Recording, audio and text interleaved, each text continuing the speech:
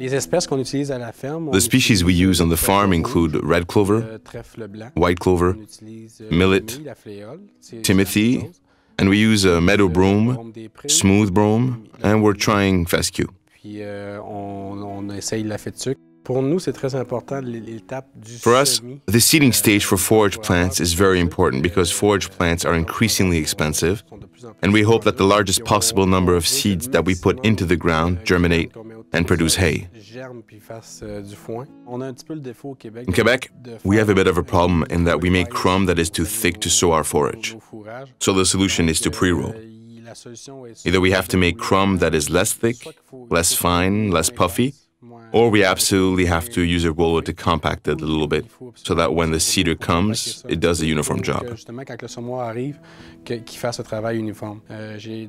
So I did a test. We were already rolling after seeding. We already had a roller behind the seeder. So to do the test, I took the ruler off that was on the back. I rolled half my fields before, then I reconnected it behind the seeder and I fully seeded my fields. So I had half pre-rolled and half not, and I immediately saw the advantage of pre-rolling. The emergence was much more uniform, just as much as the barley as for the small seeds. The year I noticed that there really was an increase, an improvement in the emergence, was when it was rolled before and after. I discovered a trick to do it all in one pass. I added a roller in front of the tractor. It's not really any longer than before. You seed as before, except that you do several steps at the same time. You pre-roll, put in the seed, put in the cover crop, and then roll after. I use a Brion type roller. There's one real Brion in front, and the real roller is a roller similar to a Brion, but they are grooved rollers and not smooth rollers. I prefer grooved rollers to avoid runoff in case there's heavy rain. I'm often asked, why don't we roll faster when we're seeding our fields? Neighbors see us seeding and say, why aren't you driving faster? But seeding is the last step. You've fertilized it, you've leveled it, you've limed it, you prepared it. All that remains is to seed it. Take your time in seeding it, all the more so since we work with a roller in front and behind. So it is important to place your seeds at the proper depth. Fact is, we really take our time seeding in order to put the seeds at the proper depth so that they won't be too deep. If we go too fast, then the discs of the seeders will have a tendency to bounce on the clumps, etc.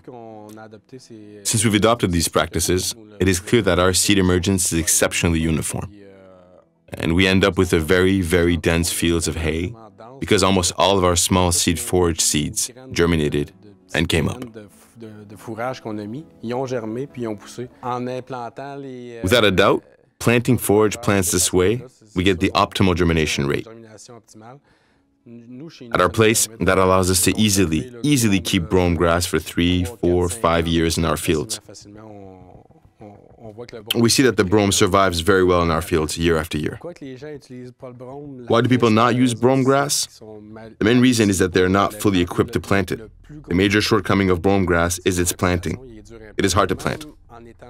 Even with the proper tools for planting it, the planting is still difficult. So imagine somebody who is ill-equipped to plant it. He will seed it and won't see any of it in his field, so he'll stop planting it.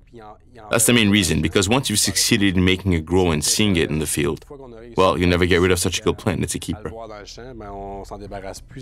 Brome is one of the grasses that has the most stable analysis. Even if you let it age, it keeps its desirability. It's going to be profitable in the long term for sure.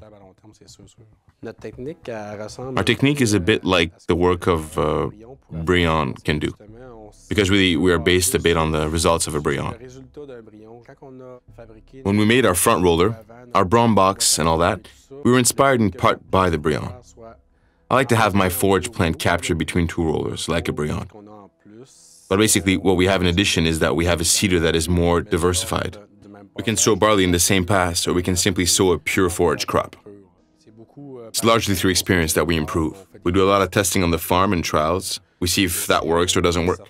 We even do all modifications ourselves. We're pretty creative handymen and inventors in the family.